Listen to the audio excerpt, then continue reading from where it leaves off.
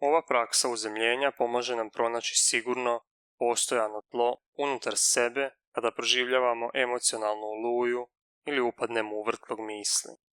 Kada je vrlo uzburkan, potrebna mu je snažnija i čvršća metoda kako bi se stabilizirao i uzemljio. Zato je ova praksa složenija, direktivnija i uključenija od nekih drugih. Ako je ovo za nas nova vježba, iznimno je važno krenuti s lakšim situacijama u kojima smo tek malo uzrujani, možda 2 do 4, najviše 5, na subjektivnoj skali od 0 do 10. Započinjemo s namjernom, polaganom promjenom položaja. Sjedimo s osjećajem budnosti, prisutnosti, s osjećajem dostojanstva. Dopustimo očima da se blago zatvore ili mekano i neusredotočeno spustimo pogled. I ako nam to odgovara, prizovimo blagi unutarnji osmijeh, kao iskaz nježnosti i prijateljstva prema sebi i prema ovom iskustvu, unatoč ili usred onoga što proživljavamo. Prvi korak, osvještavanje. Primijetimo što je prisutno upravo sada, u tijelu i umu, primajući, dopuštajući da bude. Koji osjeti su dostupni u tijelu?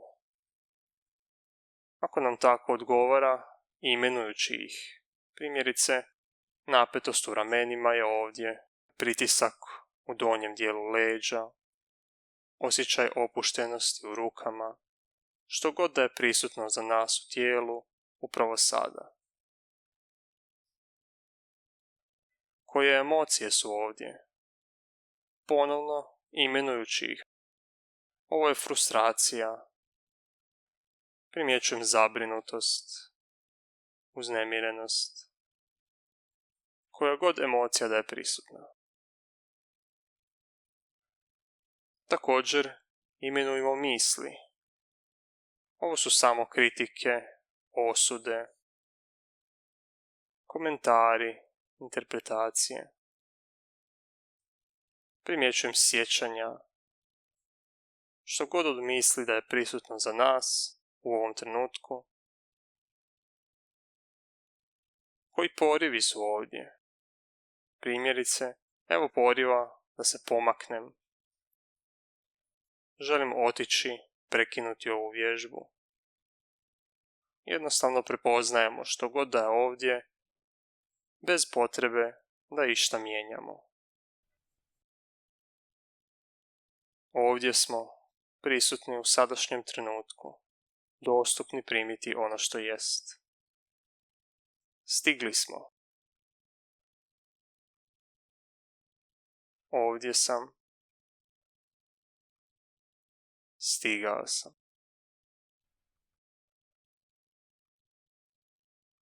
Drugi korak, uzemljenje unutra, tijelo i dah.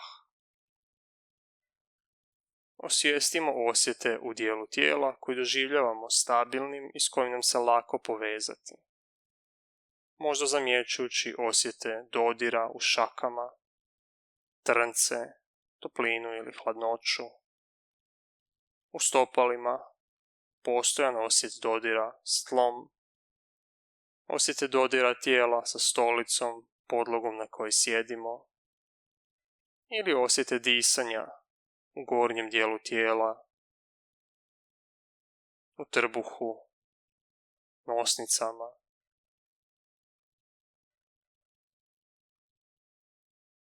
Ako smo jako uzrujani, može nam pomoći lagano i svjesno pomicati dio tijela u kojem se spajamo s osjetima. Primjerice nježno kružiti ramenima, upirati stopalima o pod, masirati dio tijela ili istezati ga, što god da nama odgovara. Što god odabrali za svoje sigurno tlo, kad god se neugodni unutarnji sadržaji vrate, nježno to primijetimo i vratimo pažnju tijelu ili dahu, uzemljujući se.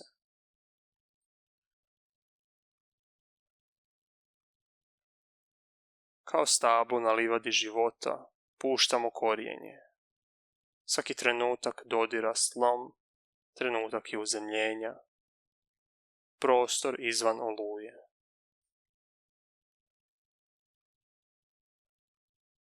Treći korak, uzemljenje vani, 5 osjeta. Ako tako odlučimo, nastavimo uzemljenje putem obraćanja pozornosti na naših 5 osjetilnih područja.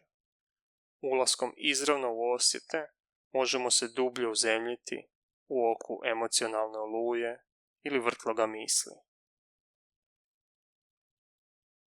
Osvijestimo 5 stvari koje vidimo, izravno promatrajući, zamjećujući njihovu boju, oblik, igru svjetla i sjene,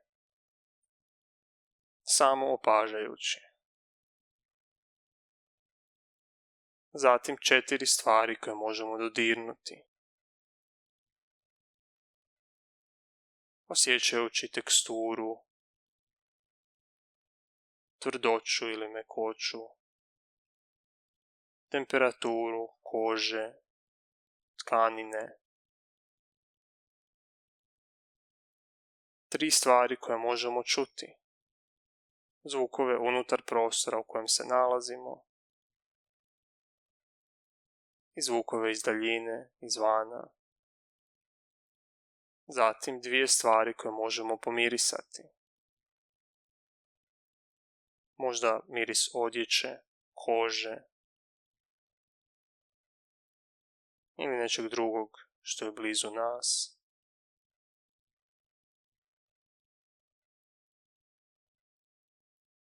I jednu stvar koju možemo okusiti. Ako nemamo nešto pri ruci, možda zamišljajući neki okus ili osjećajući bilo koji ostatak suptilnog okusa u ustima, ako nemamo pri ruci neki komadić hrane ili napitak.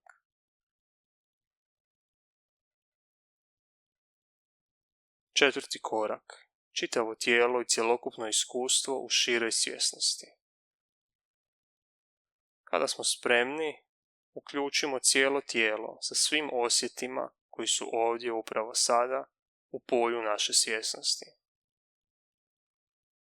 Možda zamjećujući osjećaj da držimo cijelo svoje iskustvo u jednoj široj, prostranijoj svjesnosti, uključujući zvukove, mirise, osjete i sve drugo što se pojavljuje u ovom trenutku. Možda osjećajući životnost tijela i svijeta oko nas u prostornoj svjesnosti. Samo gledam, samo slušam, samo osjećam, opažajući bilo koji znak reaktivnosti unutar ovog šireg polja svjesnosti, možda neku napetost, pritisak, otpor, stezanje u nekom dijelu tijela ili poriv da pobjegnemo, nešto promijenimo. I ako je nešto od toga ovdje, vidimo kako je kada na to odgovorimo s ljubaznošću, nježnošću, dišući zajedno s tim osjetima, stvarajući prostor za teška iskustva da se slobodno kreću,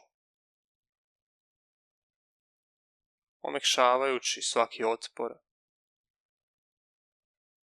otvarajući se čemu god da je prisutno. Ako nam to pomaže, možemo u sebi govoriti što god da je ovdje, naprosto je ono što jest. Najbolje što mogu učiniti je dopustiti si biti ovdje za to iskustvo. Proživjeti ga. Barem ovaj trenutak. U redu je ovo osjećati. Ne treba mi se to sviđati. Samo zamjećujem. Draga teškoća, napetosti, znam da si ovdje. Vidim te. I ja sam ovdje za tebe. U ovom trenutku, takva kakva jesi. Dobro ću se pobrinuti za tebe.